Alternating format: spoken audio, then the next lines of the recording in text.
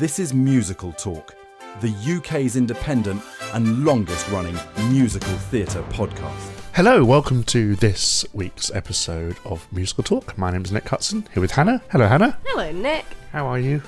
All good. How are you? I'm fine. We're recording this in our living room because we're too lazy to go into the the studio today. We just want to sit on the sofa. But we've been to see a couple of shows and we want to share our thoughts on two of them today. We saw the kickoff initially of the another UK tour of Annie. It was another 5 minutes, so they pedalled it out again. So I've never actually seen Annie on stage. Shocks me. I've been involved in a production of Annie at the theatre school where I once taught. You're a redhead and interested in musicals. How have you not seen Annie? Well, yes, there is that. Thank you. I've always wanted to see Annie because we've said on the show. You've always wanted to see it, but you've gone tomorrow. Maybe. We've long talked about it on the show and what a kind of misrepresented show it is, underrepresented. People, it has a bad rap. Well, the new film they did has lots of bad rap in it, but that's another story. But I think it's a very well constructed show until you get to the latter half of Act 2, then it all gets a bit weird. But and then suddenly it's over and it's Christmas and ta-da, happy ending. So, you can it's got a very American ending, doesn't it? Yes. So it's on its way round the UK. We saw it at the Wimbledon Theatre, which is where a lot of these shows tend to start. What drew you to it? I like the film. Yeah. I have seen it on stage before. Mm-hmm. I saw it, I believe, I either saw it in Plymouth or Torquay. And I just really like it as a show. I think it's very wholesome and I think it's a really nice family show. I forgot, it wasn't until I was watching it again with you, I realised how light-hearted they make the musical compared to the film.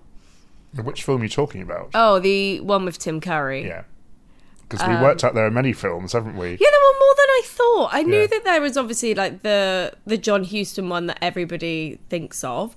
And then I knew that they redid it, didn't they, with Cameron Diaz as Miss Hannigan. That's the rap version. But I didn't realise there were been about 8 million other... I wouldn't say there's 8 million. There's one with Kathy Bates. Yeah. And then you got the one with Tim Curry and... who plays his sister? Bernadette Peters. No, Bernadette Peters is the girlfriend and Carol Burnett is Miss Hannigan. Miss Hannigan, yeah. So and then... So I've long wanted to see it on stage and we were blessed with the opportunity, so thank you. And the performer playing Miss Hannigan in this was of interest to you.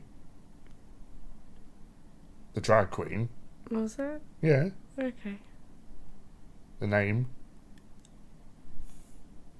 Vicky Lavoie. Please tell me you're editing this. Yeah. Why? Because we want to say who's the... Yeah, I know, but why is it of interest to me? Because it's a drag performer. And? Okay, anyway, just say who it was.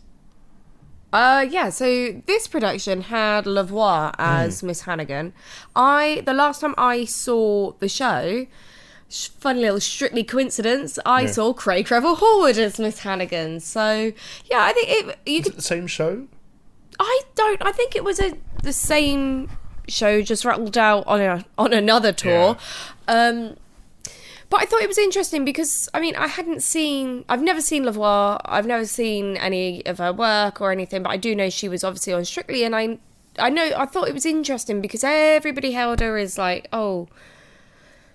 Lavoie and Annie, and Lavoie's so good from Strictly, but seemed to struggle with some of the choreography. Now that may be because it was just early on in the run, but I would think some of the choreography was quite loose around the edges, not just, I mean, mainly with the character of Miss Hannigan, but is it that it's just extremely difficult? And I saw Craig Revel Horwood and Craig nailed it. So would it be possibly a character choice that she's permanently a bit tipsy and kind of can't keep up with? Maybe, but if that's the case, it didn't come across that way. It just came across as, Slipping. I miss... Yeah. Yeah. That's... which is odd, as you know. She said did Yeah. you see her on Strictly? No. Okay. So it might be interesting to see how good a dancer she is, how well she did. But I think overall the choreography is always something I love from Annie. Well, Easy Street has the most. Oh yeah, I mean Easy Street is exceptional. I mean, even in the film, Arlene Phillips did an outstanding job with that choreography. It's a piece where you don't expect the choreography to be such an integral part, but it really is. I love it. I really do. And there's so much work for those children to do.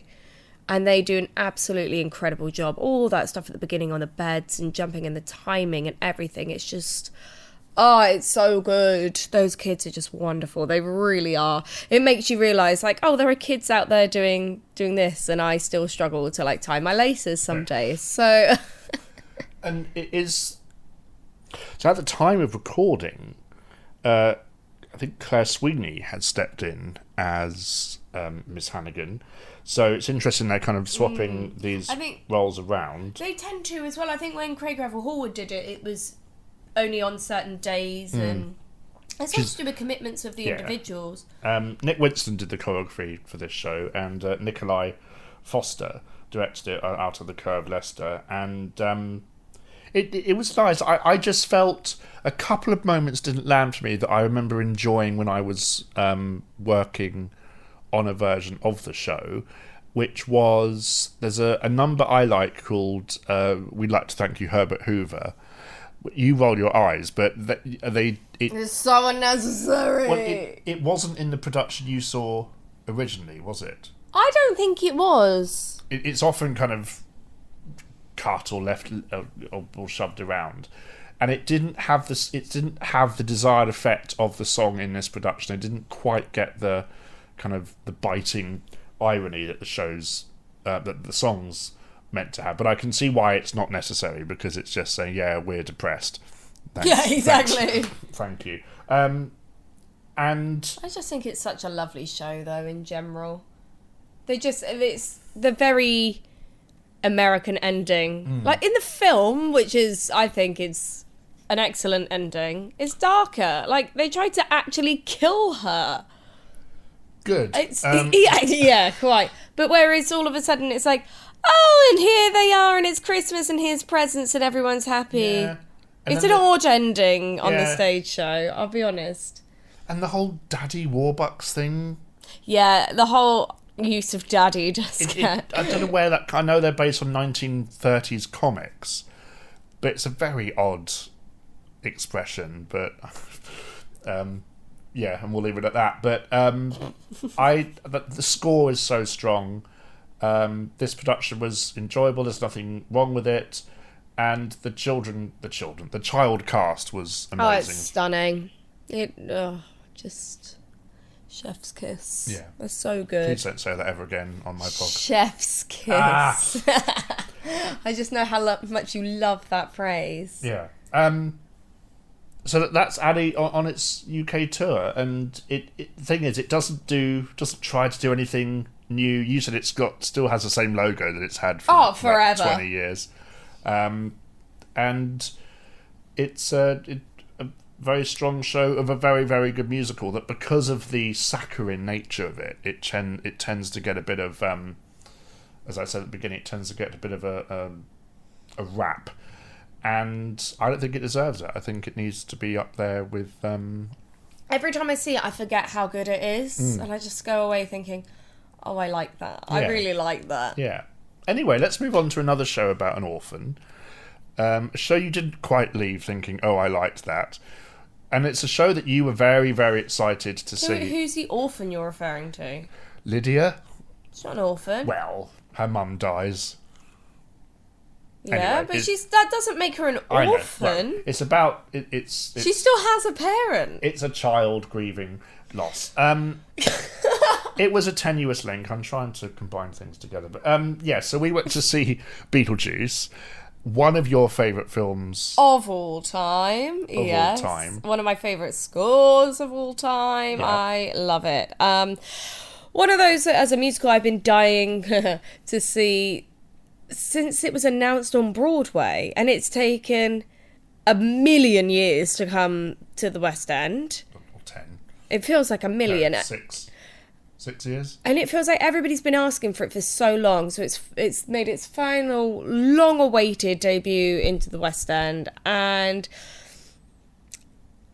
I really didn't like it. I was gutted. I was so disappointed. But before we go into the negative, was there anything that you liked about it? When I got to go home. Okay. So no. To be honest with you, no, not really. Didn't like the lighting or the... I don't really know. I didn't really remember it. That's the thing. It was just also... Yeah, it really seemed half-assed, to be completely honest with you. I said at the time, and I stand by this, I was excited for your highlights, Beetlejuice and the Sandworm. I've seen both of those in the first 5 minutes. Let's pack up or and the go. snake, as they call it in the song. Stop! My God, I'm such a purist of Beetlejuice. I love it so much. And so they call it a snake, and I was ready to throw hands. I was like, no, I'm going home. That's 3 minutes in. Don't do this to me. Oh, no. Because I really I did like it at the start. I liked how it was based around the funeral. I was like, cool, okay, some backstory, some context that we don't get from the film. I like this. Nice. And then it descended into what we have. And I just... You didn't like the framing device of Beetlejuice being the kind of pantomime-esque... No. Not narrator, but the kind of the guide for the show. No, I didn't like that at all. It works because you wait so long to finally see him. But wouldn't you say that's one of the flaws in the film? No. Is that you've got this character, the title character, and Michael Keaton is in it... Well, the first one is in it for like 12 minutes or 14 minutes or something. Yeah, same as Sleeping Beauty. She only says about 18 lines, less than that, and that's it. Yeah, but she's asleep for the rest of the film. So, it's still called Sleeping Beauty. Should be called Sleeping Beetlejuice. That should be the... But, the thing is with Beetlejuice is, as a character, he works well because what he has is outstanding. Like, whenever he's on screen, it gets knocked out the park every time. Every line has become iconic. Whereas you suddenly shove him in the whole show and it's just so boring. He's not a strong enough character to be like, and here's an entire show from start to finish based around him, because it's the other characters that tie it all together. So it does get a bit like, oh, great. Whatever that song was between the two of them, him and Lydia, was it the start of Act 2? The screaming song. Hated it. That beautiful sound. Oh, I don't remember what it's actually one of the songs I do quite enjoy. I liked all the Beetlejuices appearing on stage. I thought that was... I don't even remember this. That was done well, and this is a theme of the show that everyone is picking out of, but not as well as Broadway. And this is one of those... This is one of those shows where ignorance is bliss if you haven't seen a Broadway production. I haven't seen Broadway, Yeah. so I'm only going by what we have here. But as somebody that knows nothing, because I am someone that likes to go into a show completely blind. You know this. I don't like to look at images. I don't like to listen to a cast recording. I don't like to do anything. Do you think had you done that, you would have been more prepared, or should you not have No, to do that? I never like to go into a show if it's something that I haven't seen before. I want to go in fresh because I don't want it to be like, oh, and this is the song that I heard on I'll the never cast forget the recording. night we saw The Witches, and we just went in knowing Nothing. Exactly. It's such a lovely feeling, and it doesn't happen very often. And it means that you can just go in and enjoy it for what it is. You don't have any... Sorry. You don't have any preconceived ideas. You can just go in completely blind and make up your own mind. And I was about to say, you don't have any reviewers telling you what to like or don't like, quite literally what we're doing now. But I don't know, like, that's why before I see something, if I can go in... So you were making her ill just talking about Beetlejuice. I know, it wasn't the chocolate that I've just eaten at all. The chili chocolate. No, the chili chocolate was fine. But so I don't think it's the fact that I didn't know what to expect. I was just really disappointed by what we were given. Like, I hated the whole setup of Barb and Adam and how they died from an electric shock. No, absolutely not. So on Broadway, they die falling through the floor board when they're making the cot. It's the why are they even making a cot? Because they don't have children. And also, no, he has the whole, it's a fucking nice fucking model, the whole thing. Yeah, but I think you have to look at No, I'm not. what's possible with That's staging. possible too. I'm sure it is. Yeah, it is. Right, Midsummer Murders. Okay, no, you snigger, but remember, they had the sign where it said, with the logo, and they had the little, like, model village on a thing. No, I'm talking about falling Right. off a bridge. A car falling off a bridge. That was probably not possible. No, you don't. It doesn't have to be. Right, we saw cars in The Great Gatsby. We've seen a car in Chitty Chitty Bang Bang. We've seen cars done before. It's possible. They could have done it. They chose not. We saw a car in Rocky Horror. You know, it's just a cardboard cutout, but it still works. It can be. And Titanic. Oh yeah, we did. So, yeah, New episode idea. We list all the shows that have cars in. Well, I do want to do musical talk at some point, as in Yes, like Back to the Future in Greece. But anyway, that's What? another discussion. So I'm sure that was done purely for, I guess, timing and logistics. As are so many changes when they look at a film and say, we can't do that, so let's do this instead. That's fine. It's forgivable, maybe, if I'm in a good mood. Do you know what isn't forgivable from this show? The lyrics? I don't know. I don't really remember them. The hideous screen curtain that came up. The shower curtain. The shower curtain with the projection on it. That is unforgivable. It's cheap. It just makes the whole thing seem tacky. And the thing is, they even do a scene change on stage. Without it In Act 2. Why do we have it the entire time on every other scene change? It just screams Amdram panto. It's the whole thing. The tab scene is what you're referring That's to. it. I don't know what the professional term is, but it's just like... So this is an issue because this is what... You wait years for this to come over, What the and Prince that's the Edward quality Theatre... you get. This is what the Prince Edward Theatre seems to get a lot of, is a touring show plonked on stage. So it happened with Miss Saigon. It happened, and it's going to happen again with Miss Saigon when Beetlejuice closes. It happened with... what was before Beetlejuice? Thriller... not Thriller, MJ, which isn't a touring show, but you could very easily tour it because there's nothing to it. And it happened with... God, there's another show as well. Anyway, but it's just, we're touring a show, we're going to plonk it in, and then it's going to go around the country. This is the Australian tour production. If you buy the souvenir brochure for £20, whatever it is, you get photos of the Australian cast. See, this is just cheap. And I feel like, I don't know if it... Beetlejuice is a prime example of it. I feel like a lot of shows have lost the grandeur of the West End. I know that money's a big thing nowadays, and obviously that's the thing that makes a show look good. I get that. But I feel like if you look at Frozen, I feel like that was the last really polished production I've seen that was done to such a high standard. I want to drop Paddington into this discussion as well because... No.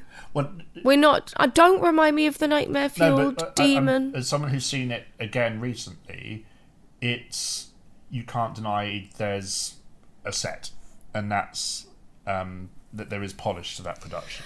Fair enough. Fine. Don't remind me of that nightmare fuel bear are... again. But it feels like it's just... it's a filler. The nightmare fuel bear that is controlled by an actor wearing motion sensors on his face. That is the level that that show goes to. I don't care. Well, it's nightmare fuel and I hate it. I cannot see that show. What I'm saying for is... the nightmare-fueled sleep paralysis demon. What I'm saying is the tech is cool behind it and expensive, so... Yeah, I know, but you could have expensive tech but still have a production that looks shit. Like, just because you've spent money on tech doesn't make it a good show. It's everything else around it that makes it a good show. But... for me, Beetlejuice just feels very cheap Especially- and very rushed. I mean, we've heard all the stories about casting. They got an alternate Lydia, 3 days before? I can't comment on that, but you have a show that is. We did. We also had the understudy on. We did, which Who- shouldn't matter. Apparently, though, doesn't matter. Doesn't matter. We had the understudy on. That's absolutely fine. You don't go to a show to see a name. You go to see the show.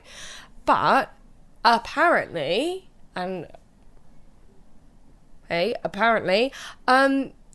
hadn't even done a full run through. The whole show seemed rushed. I hear the company Crossroads, as the main UK producer in this, are the culprit here. They're very cheap. There's meant to be a 30-foot sandworm outside the theatre on the front. They applied for planning permission to the council to do it. Wasn't there. So obviously huge cuts have been made, which is a real shame, especially when Beetlejuice is so iconic in its iconography. It just felt like such a letdown that the icon wasn't brought across the pond with it. You know, it feels like you've got this golden ticket of an IP, and that's the crap we get given. It was just a bit like, oh, I've waited all Apparently, this if you think time. that's bad, you should see the tour that's going around America at the moment, because that's an even stripped down version. No, thank you. No, seeing that was bad enough. Also, it's the plot that they've messed up massively. Why does Charles go into the Netherworld? Okay, why is it? Okay, in the film, Bob and Adam, oh wait, they die. They get their handbook for the recently deceased. Okay, cool. Makes sense. I have a highlighter palette that is a handbook for the recently Me too, deceased. Do you? I don't know. I was gonna I just say, borrow yours. but they get it. They draw the door. They go through, and they meet Juno, their caseworker. That's fine. Okay.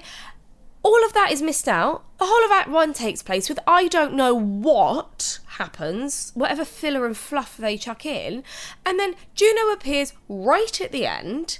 They get their handbook right at the end, and then they draw the door and go through. Where was the... And they even make a comment in the script about this would have been handy earlier. Shut the fuck up. Like, you should have had that at the start. Why mess with the plot like that? It doesn't work. The weird thing is, the people that wrote the script for the show wrote the film. Oh my god, don't. And then making Juno Beetlejuice's mum. No. I did like the fact... She's usually in Monsters Inc. looking at giving everyone grief. Wazowski, you didn't turn in your paperwork. Very perfect. You wrote a terrible musical. Oh, don't. I did like the fact that you do get the obscure character. You get the footballers that come in and the people that died in different ways. That's fine. Vaguely remembering a Miss Argentina song that I quite liked. The best song in the show, yes. Yeah. And Bob. Oh, yes. Okay, yes. But it shouldn't take...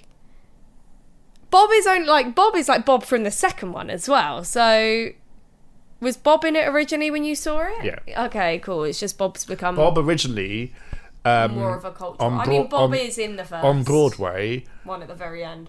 The original production at Broadway, when I saw it at the Luntfontein or Funtfontein, whatever it's called, Luntfontein, rose up from the orchestra conductor's seat. Stop it.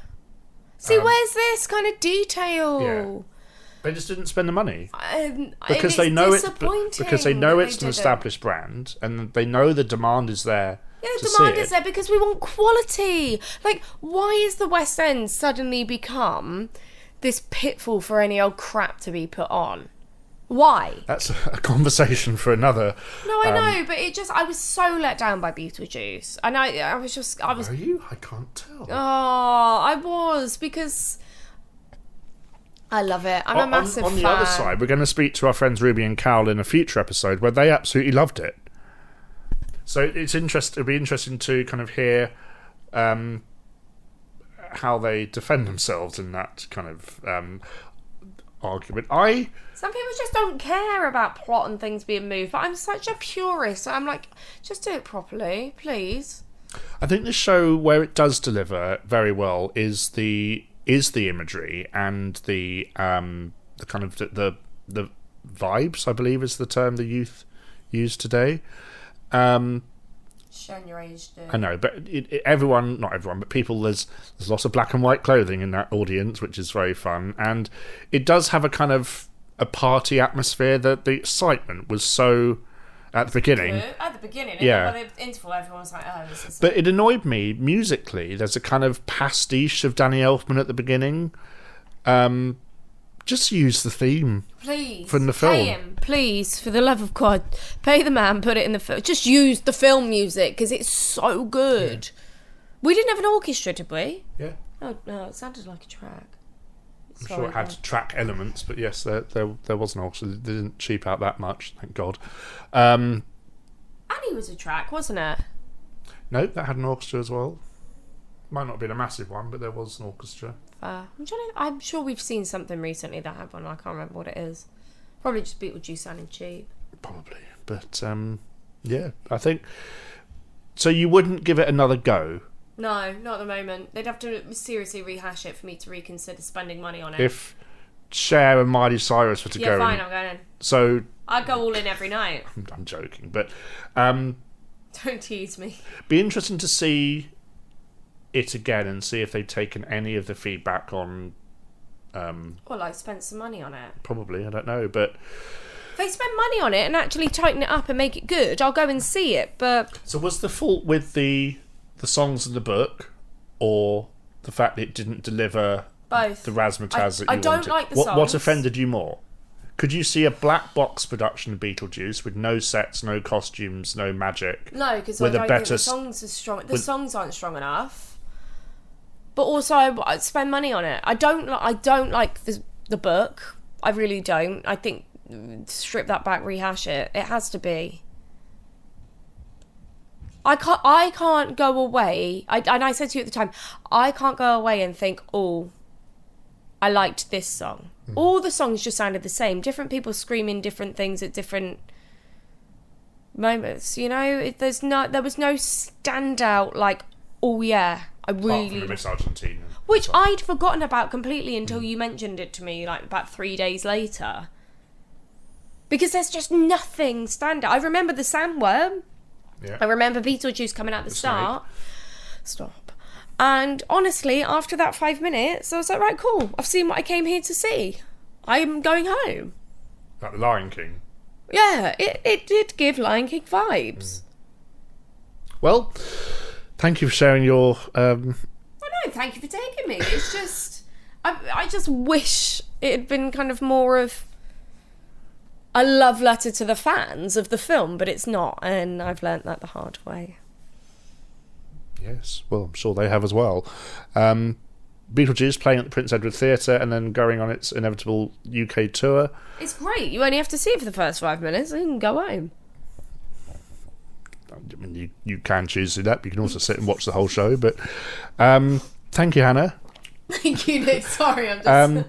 well, sorry, guys, I'm not always horrible. And I don't like being it's hot. horrible. Hannah's had a long day at work. And that's, yeah. But, yeah. More episodes coming soon. You've got Thought in Edinburgh, so you'll have all that fun to look forward to. And I'm off on Friday to record a future episode where we're going to be hearing from the cast and crew of a musical that Hannah recently introduced me to, which you're looking forward to seeing, aren't you? Yes, I'm sorry. We're all in this together, aren't we? We are, because it's High School Musical. Yeah. So, starting in Manchester and then going to the Troubadour Theatre in Wembley, where they're building a gymnasium. Stop, they're not. They are. So, we'll leave it at that. And thank you so much for joining us for this week's episode. And we'll speak to you soon. Bye-bye. Bye. This episode of Musical Talk, copyright 2026, apart from the songs where the copyright persists with the original creators. For more information on Musical Talk, please visit our website at musicaltalk.co.uk or follow us on X, Instagram and YouTube.